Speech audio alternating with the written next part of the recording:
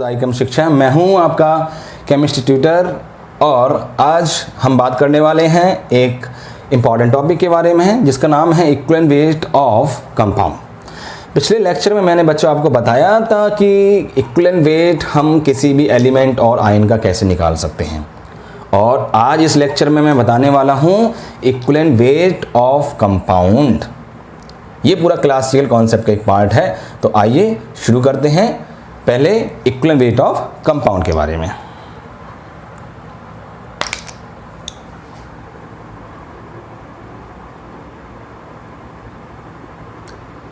Equivalent weight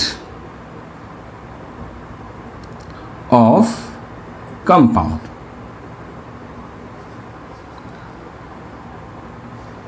ये बहुत ही मजेदार टॉपिक है बेटा, ठीक है ना। पहले तो मैं इसको एक तरीके से समझा देता हूँ और उसके बाद मैं आपको क्या करूँगा, तरीके से एग्जाम्पल के साथ समझाने की कोशिश करूँगा, ठीक है बेटा। तो इक्विवेलेंट वेट अगर मुझे कंपाउंड का लिखना है is equals to E1 plus E2। अब ये E1 प्लस E2 क्या है बेटा, यहाँ पर E1 मेरा है equivalent weight of cation, equivalent weight of anion, ठीक है बच्चों। क्योंकि यहां पर मैं बात कर रहा हूं कंपाउंड की, जैसा कि मैंने आपको पिछली क्लास में बताया था कि कंपाउंड हमारे तीन तरीके से हो सकते हैं। पहला कंपाउंड हो सकता है मेरे पास या तो एसिड या फिर बेस और या फिर सॉल्ट। तो मैंने ये जो फॉर्मूला बताया है ये कॉमन फॉर्मूला बताया है, ये हर किसी तरह के कंपाउंड के लिए काम करेगा, चाहे वो सॉल्ट हो, चाहे वो एसिड हो या फिर अपना बेस हो। अपन क्या करते हैं, पहले सॉल्ट का इक्विवेलेंट वेट कैसे निकालेंगे, कुछ उसके एग्जाम्पल्स ले लेते हैं, ठीक है। सॉल्ट क्या होता है थोड़ा सा हमें आइडिया भी होना चाहिए बेटा। सॉल्ट क्या होता है, salt it is a combination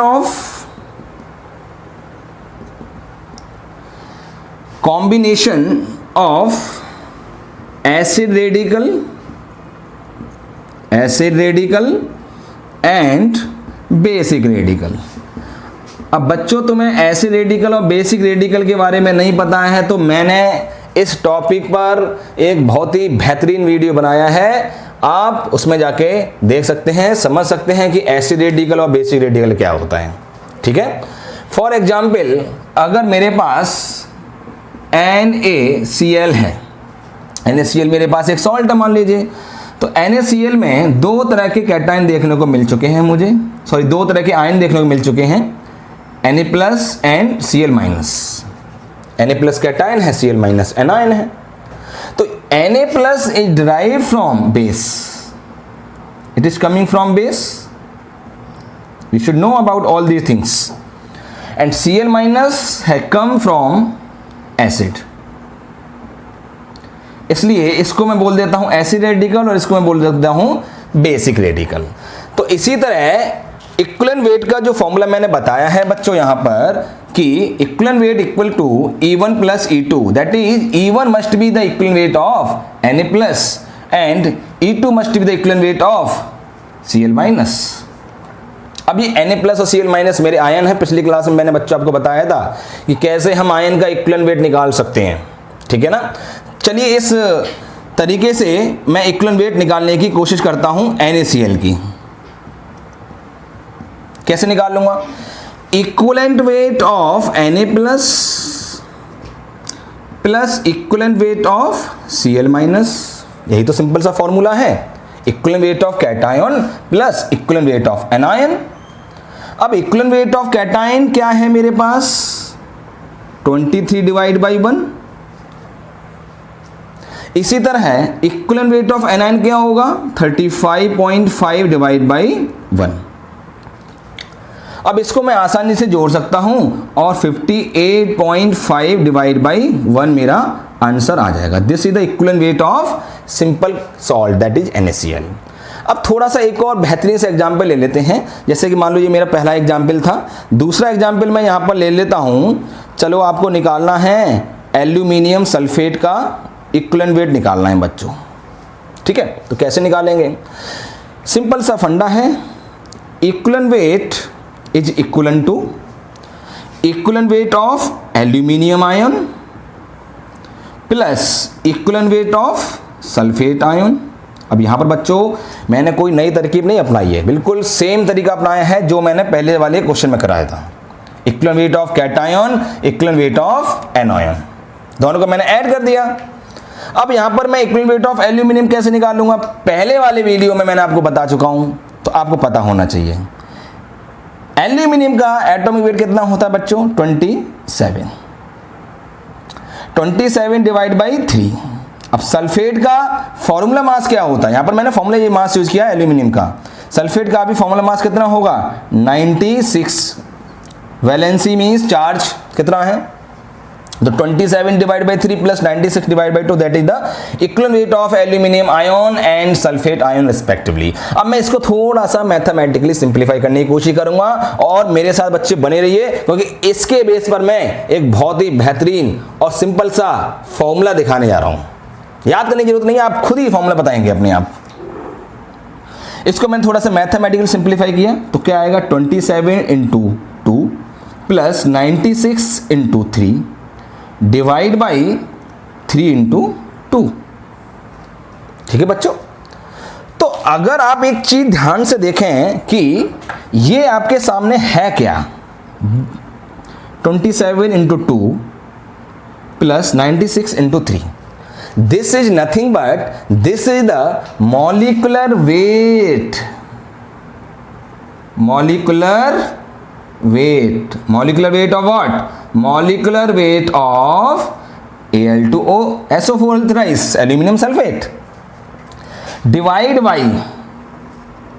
अब बेटा ये जो नंबर है ये है क्या है, इसको मैं बोल देता हूं। वैसे अगर एक्चुअली में समझा जाए क्या है कि ये 3 into 2 this is nothing but total charge on either cation और एनायन। क्या बोला मैंने, total charge present either on cation और एनायन। बेटा मैंने यहां पर एक ध्यान से देखना कि यहां पर मैंने एक वर्ड लिखा है टोटल चार्ज। टोटल चार्ज इसका मतलब क्या है कि जितने मेरे पास कैटायन या एनायन आ रहे हैं सॉल्ट को ब्रेक करने के बाद, उसमें मैं क्या कर दूं, चार्ज का मल्टीप्लाई कर दूं। अगर मैं बात करूं Al2SO4 होल थ्राइस की, तो बेटा कैसे ब्रेक होने वाला है, obviously 2L plus 3 plus 3 sulphate minus. तो मेरे पास बच्चों 2 एल्यूमिनियम के आयन मिल रहे हैं और 3 सल्फेट के आयन मिल रहे हैं।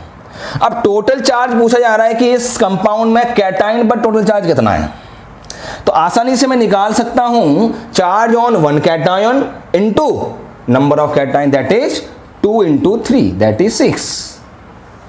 अगर मैं बात करूं इसकी सल्फेट आयन की, तो टोटल चार्ज सल्फेट आयन पे कितना होगा, एक सल्फेट आयन पे चार्ज 2 है तो 3 पे कितना हो जाएगा बेटा, 3 इंटू 2।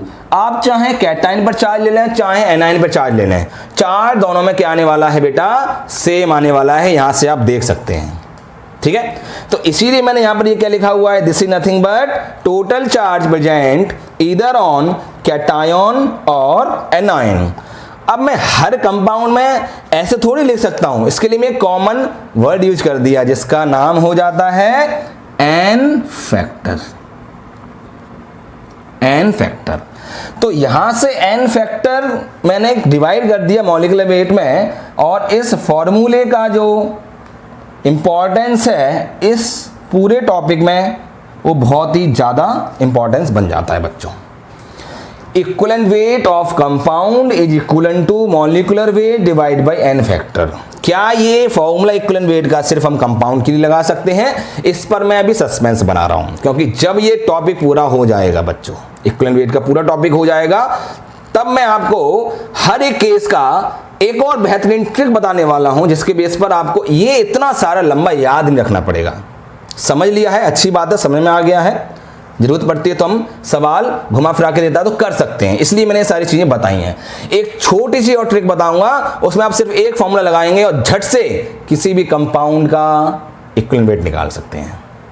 आगे बात समझ में आ गई बेटा मेरे? तो ये तो था मेरा इक्विवेलेंट वेट ऑफ कंपाउंड। ये इक्विवेलेंट वेट ऑफ कंपाउंड के बारे में मैंने आपको बताया। फॉर्मूला निकल के आता है कि equivalent weight of compound equals to molecular weight divide by n factor. ठीक है, कुछ एग्जाम्पल ले लेते हैं। सबसे पहले एग्जाम्पल हम लेंगे सॉल्ट का। कुछ एग्जाम्पल लेते हैं अच्छे अच्छे, जैसे कि मान लीजिए मेरे पास एक क्वेश्चन है, पूछा जा रहा है find the equivalent weight of following. इसमें पहला मेरे पास है मान लीजिए K2SO4, ठीक है ना। अब K2SO4 का मुझे मान लीजिए बच्चों क्या निकालना है, इक्विवेलेंट वेट निकालना है। तो इसके लिए मैं सिंपल सा फॉर्मूला लगा दूंगा। ये मेरे पास सॉल्ट है, तो मॉलिक्यूलर वेट सपोज कर लेते हैं इसका m है। मॉलिक्यूलर वेट आप निकाल सकते हैं, पोटेशियम का 39 होता है, सल्फेट का आपके पास 96 होता है फॉर्मूला मास, तो आप मॉलिक्यूलर वेट निकाल सकते हैं। मैं मॉलिक्यूलर वेट नहीं निकाल रहा हूँ। अब मैं निकालता हूँ यहाँ पर n फैक्टर। n फैक्टर बच्चों क्या होगा, इसको मुझे ब्रेक करना आना चाहिए बच्चों। अगर मैं ब्रेक नहीं कर पाऊंगा ना तो मैं ये सवाल नहीं कर पाऊंगा ये, ठीक है ना। इसको हम ऐसे ब्रेक करेंगे। तो टोटल कैटायन पर चार्ज कितना हो गया बेटा, 2। टोटल एनायन पे चार्ज कितना हो गया, 2, जो हमारा क्या है n फैक्टर है। तो मतलब ऐसे सवालों में आपको n फैक्टर निकालना सीखना पड़ेगा। n फैक्टर निकालना बच्चों आपको आ गया तो आपका ये सवाल 100% सही होगा, ठीक है। तो यहाँ पर n फैक्टर क्या हो जाएगा बेटा, 2। तो मेरा आंसर क्या हो जाएगा इसका, m/2। मॉलिक्यूलर वेट तो निकालना आसान ही है, इसको मैं थोड़ा सा बता देता हूँ। अगर नहीं आता है तो 2 × 39 + 96 इसको अपन सॉल्व कर लेंगे और मेरे पास क्या आ जाएगा, इसका इक्विवेलेंट वेट आ जाएगा। इसी तरह मैं एक और सवाल ले लेता हूं बेटा, FeCl3। मान लीजिए पूछा जा रहा है इक्विवेलेंट वेट FeCl3 का, तो कैसे निकालूंगा, इसका मॉलिक्यूलर मास सपोज कर लेता हूं m होता है, ठीक है। अब n फैक्टर मैं कैसे निकालूंगा, n factor will be equivalent to total positive charge on cation or total negative charge on the anion. It will dissociate like this, Fe + 3, okay, plus 3Cl-, ऐसे तो डिसोसिएट होगा बेटा, ठीक है ना। तो यहाँ पर टोटल एनायनिक चार्ज कितना हो गया, -3, और टोटल कैटायनिक चार्ज कितना हो गया, +3। तो हम कोई भी ले सकते हैं क्योंकि हमारा n फैक्टर यही होता है, m/3। मॉलिक्यूलर वेट निकालना आसान है, 56 होता है atomic weight of iron, + 3 × 35.5 divide by 3। तो बेटा ये मेरे पास आ गया FeCl3 का इक्विवेलेंट वेट। कितना आसान तरीके से मैंने आपको समझा दिया है। आई होप कि अब आसानी से किसी का भी इक्विवेलेंट वेट आप निकाल सकते हैं। मैं आपको एक सवाल दे रहा हूं जिसका आंसर आप मुझे कमेंट बॉक्स में बताएंगे, ठीक है बच्चों। तो वो सवाल मेरा ये है, 3rd नंबर सवाल मेरे पास ये है कि aluminium phosphate Al2 AlPO4 aluminium में +3 चार्ज होता है, फॉस्फेट में मेरा कितना चार्ज होता है, -3। तो इसका आपको क्या बताना है, इक्विवेलेंट वेट बताना है। इसका आप इक्विवेलेंट वेट मुझे जल्दी से कमेंट बॉक्स में बता दीजिएगा, ठीक है ना। अब हम आगे बढ़ते हैं बच्चों एक अगले टॉपिक पर कि इक्विवेलेंट वेट, सर हम सॉल्ट का निकालना तो सीख गए, हम इक्विवेलेंट वेट एसिड और बेस का कैसे निकालें। बहुत ही आसान है, हर केस में आपको क्या करना पड़ेगा, n फैक्टर निकालना सीखना पड़ेगा। मैं आपको n फैक्टर निकालना सिखा रहा हूं, ध्यान से समझिए, ठीक है बेटा। सो केस नंबर 2 है मेरे पास इक्विवेलेंट वेट ऑफ एसिड। तो इक्विवेलेंट वेट ऑफ एसिड को समझने के लिए थोड़ा सा पिछली छोटी क्लासों में आप आ जाइए, क्योंकि एसिड के केस में हम एक बहुत ही फेमस टॉपिक पढ़ते हैं जिसका नाम होता है बेटा बेसिसिटी। इसका नाम क्या होता है बेटा, बेसिसिटी। अब बेसिसिटी बेटा मुझे पता होना चाहिए क्या होता है। अगर बेसिसिटी नहीं पता होगा तो मैं ये वाले सवाल नहीं कर पाऊंगा एसिड के केस में। तो equivalent weight of acid is nothing but equivalent weight equals to molecular weight of acid divide by n factor क्या हो जाएगा यहां पर, बेसिसिटी। या फिर मैं यूं कहूं कि बेसिसिटी ही मेरा क्या है, एन फैक्टर, और एन फैक्टर को यहां पर मैं डिफाइन कर सकता हूं कि total number of replaceable H plus ion. यहां पर आपको बेटा दो जगह ध्यान देने की बहुत ही ज्यादा जरूरत पड़ जाएगी। Total number of replaceable H plus ion, यानी कि मुझे क्या देखना है, H प्लस आयन देखना है और वो रिप्लेसेबल होने चाहिए। अब एक एग्जांपल ले लेते हैं H2SO4। तो H2SO4 कैसे ब्रेक होगा बेटा, 2H plus plus sulphate 2 minus. तो यहाँ पर आपको बेटा कितने H प्लस दिखाई दे रहे हैं रिप्लेसेबल, 2 H प्लस दिखाई दे रहे हैं, ठीक है ना। तो यहाँ पर इक्विवेलेंट वेट कितना हो जाएगा, equivalent weight will be equals to m/2। इसी तरह HCl H plus plus Cl minus, ठीक है। HCl को हम ब्रेक कर सकते हैं H plus plus Cl minus, तो इक्विवेलेंट वेट कितना हो जाएगा बेटा, m/1। अब ये तो बहुत सिंपल से सवाल है। मैंने यहाँ पर एक वर्ड लिखा हुआ रिप्लेसेबल H प्लस आयन, इसका मतलब मैं आपको समझा देता हूँ बेटा। मान लो मेरे पास दो रिएक्शन दे रखी है कुछ इस तरह से, H2SO4 रिएक्शन कर रहा है NaHOH के साथ। ऑब्वियस सी बात है कि ये क्या करेगा, एक H प्लस OH माइनस को रिप्लेस कर देगा। जब भी एक H प्लस OH माइनस को रिप्लेस करता है बच्चों, तो आप मुझे बताइए ऐसी रिएक्शन का नाम क्या होता है, कमेंट बॉक्स में मुझे जल्दी से बता दीजिए। फॉर्मूला बन जाएगा NaHSO4 प्लस H2O। इसी तरह मैंने एक और रिएक्शन लिख ली बेटा यहाँ पर, H2SO4 प्लस 2NaOH, ठीक है बेटा। तो Na2SO4 बनेगा, सिंपल सी बात है, और 2 H2O मिल जाएंगे यहाँ पर। अब दोनों रिएक्शन में आप एक चीज देख सकते हैं कि यहां पर कितने H प्लस रिप्लेस हो रहे हैं, सिर्फ एक ही इसका H प्लस रिप्लेस हो पा रहा है। तो एन फैक्टर क्या हो जाएगा बेटा इसका, सिंपल सी बात है, एन फैक्टर मेरा 1 हो जाएगा, और इक्विवेलेंट वेट क्या हो जाएगा बेटा, m/1 हो जाएगा। यहां पर एन फैक्टर कितना हो जाएगा बेटा, यहां पर एन फैक्टर हो जाएगा मेरे पास 2, क्योंकि यहां पर दोनों के दोनों H प्लस क्या हो रहे हैं, रिप्लेस हो रहे हैं, और यहां पर इक्विवेलेंट वेट क्या हो जाएगा, m/2। The possible equivalent weight of H2SO4 can be m/1 and m/2 depending upon the kind of reaction। अगर रिएक्शन नहीं दे रखी है बच्चों, तो हमेशा आप क्या करेंगे, इस वाले आंसर के साथ ही जाएंगे, ठीक है। इसी के बेस पर एक बहुत ही शानदार सा क्वेश्चन पूछा जा चुका है। वो क्वेश्चन यहां पर मैं लिख रहा हूं। क्वेश्चन कुछ इस तरह से था कि possible equivalent weight of H3PO4 will be, ये आपका क्वेश्चन था बच्चों, और इसके ऑप्शंस आपको दे रखे थे कि m/3, m/2 और m/1। फोर्थ ऑप्शन जो था वो वेरी कर चुका था। एक बार कुछ और पूछा गया था फोर्थ ऑप्शन में, एक बार कुछ और पूछा गया था। एक बार ऑप्शन पूछा गया था all of the above, all of the above, ठीक है। और एक बार पूछा गया था यहां पर नन ऑफ दीज,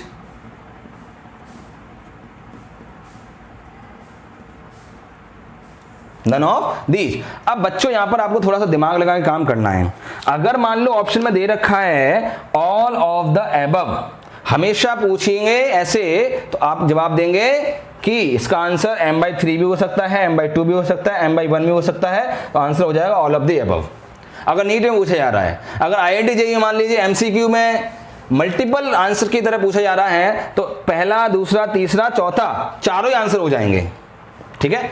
अगर मान लीजिए नन ऑफ द अबव ये ऑप्शन दे रखा है, तो आप कौन सा ऑप्शन चूज करेंगे, आप मुझे कमेंट बॉक्स में आप बताएंगे। पहला ऑप्शन चूज करेंगे, सेकंड चूज करेंगे, थर्ड यूज करेंगे, या फिर फोर्थ चूज करेंगे, आप मुझे कमेंट बॉक्स में बताइए। अब अपन क्या करने वाले हैं, इक्विवेलेंट वेट ऑफ बेस के बारे में बात करेंगे, ठीक है बेटा। तो केस नंबर 3 मेरा आ रहा है यहां पर, इक्विवेलेंट वेट ऑफ बेस। अब बेस के लिए हम एक चीज पढ़ते हैं जिसका नाम है एसिडिटी। एसिडिटी क्या होता है बेटा, total number of replaceable OH minus ion. ये मुझे पता होना चाहिए, ये 10th स्टैंडर्ड में मैं पढ़ लेता हूं, ठीक है बच्चों। तो ये मेरा एसिडिटी का फॉर्मूला हो गया। तो यहीं पर एन फैक्टर की अगर मैं बात करूं, तो एन फैक्टर क्या हो जाता है इसके लिए, equivalent weight of base is equivalent to molecular weight divide by n factor. n factor is what? Acidity. and acidity is what based on total number of replaceable OH minus ion. आइए कुछ example ले लेते हैं बच्चों. जैसे कि पहले मेरे एक पास एग्जाम्पल है NaOH, सबसे फेवरेट बेस है आपका. ये ब्रेक कैसे होगा? Na प्लस OH माइनस में. तो आप आसानी से देख सकते हैं कि n फैक्टर यहाँ पर क्या होने वाला है? 1 होने वाला है. इक्विवेलेंट वेट क्या होने वाला है? m/1 होने वाला है. इसी तरह और भी एग्जाम्पल ले लेते हैं बच्चों. मान लीजिए मैंने मैग्नीशियम हाइड्रोक्साइड ले लिया. इस मैग्नीशियम हाइड्रोक्साइड का फॉर्मूला MgOH होल ट्वाइस होता है. इसको मिल्क ऑफ मैग्नीशिया भी कहते हैं. और ये एक एंटासिड है जो एसिडिटी को रिजॉल्व करने में काम आता है. ये सारे 10th ग्रेड में आप पढ़ चुके होते हैं. तो ये कैसे ब्रेक होगा बेटा? Mg2+ 2OH minus. n factor मेरा हो जाएगा 2, इक्विवेलेंट वेट मेरा हो जाएगा m/2. ठीक है. क्या यहां पर भी कुछ अजीबोगरीब चीजें आती हैं? बिल्कुल चीजें आती हैं. जैसे कि यहां पर चीजें वेरी कर रही हैं, वैसे यहां भी चीजें वेरी करेंगी. मान लीजिए मेरे पास एक रिएक्शन हो रही है. Aluminium OH whole thrice is reacting with HCl. ठीक है. एक मॉलिक्यूल मैंने HCl का लिया है बेटा. तो ये रिएक्शन करके क्या बनाएगा? Al OH whole twice Cl plus H2O. तो n फैक्टर बेटा यहां पर कितना है मेरा? 1. m/1 क्या हो जाएगा बेटा मेरा? यहां पर सिंपल सा फंडा है, इक्विवेलेंट वेट हो जाएगा. अगर मेरे को एक और रिएक्शन दे रखी है इसी तरह से, aluminium hydroxide is reacting with 3 molecule of HCl, यानी कि 3 H+ मिलने वाले हैं. तो 3 H+ को 3 OH माइनस न्यूट्रलाइज कर देगा. रिएक्शन कहलाएगी न्यूट्रलाइजेशन एक्शन. ये मैंने आपको पूछा भी इस वीडियो में कि ऐसी रिएक्शन का नाम क्या होता है. आंसर आपको यहां मिल चुका है. तो AlCl3 3 वाटर के मॉलिक्यूल मिलेंगे. चूंकि यहां पर तीनों OH माइनस रिप्लेस हो रहे हैं, इसलिए मेरा n फैक्टर क्या हो जाएगा बेटा? 3 हो जाएगा. और इक्विवेलेंट वेट क्या हो जाएगा बेटा? m/3 हो जाएगा. ठीक है बच्चों. तो इस तरीके से हम क्या कर सकते हैं कि इक्विवेलेंट वेट किसी भी कंपाउंड का निकाल सकते हैं. कॉमन फॉर्मूला आप हमेशा क्या करने वाले हैं? यही यूज करने वाले हैं हर केस में. कौन सा फॉर्मूला है? Equivalent weight of compound equal to molecular weight of compound divide by n factor. अब ये जो n फैक्टर है, यही चीज क्या कर रही है? वेरी कर रही है. या फिर वो सॉल्ट होगा, या फिर एसिड होगा, या बेस होगा. इन तीनों में सिर्फ क्या कर रहा है? n फैक्टर ही वेरी कर रहा है. सॉल्ट के लिए n factor total positive charge और टोटल नेगेटिव चार्ज. बेस के लिए total n factor is total replaceable OH minus ion. And acid के लिए total H+ replaceable will be the n factor. ठीक है बच्चों. तो मेरे साथ बने रहिए और मैं इसमें आपको बताऊंगा कि किस तरीके से अगले टॉपिक में इक्विवेलेंट वेट निकाल सकते हैं, जो मेरा एडवांस लेवल का होगा. आई होप कि आपको ये वीडियो पसंद आई होगी. ये आपको आइडिया भी बहुत अच्छा लगा होगा लाइट बोर्ड का. इसमें बहुत मेहनत लगी है. करते रहिए, लाइक करिए, शेयर करिए, कमेंट करिए और सब्सक्राइब करिए. तब तक के लिए गुड बाय.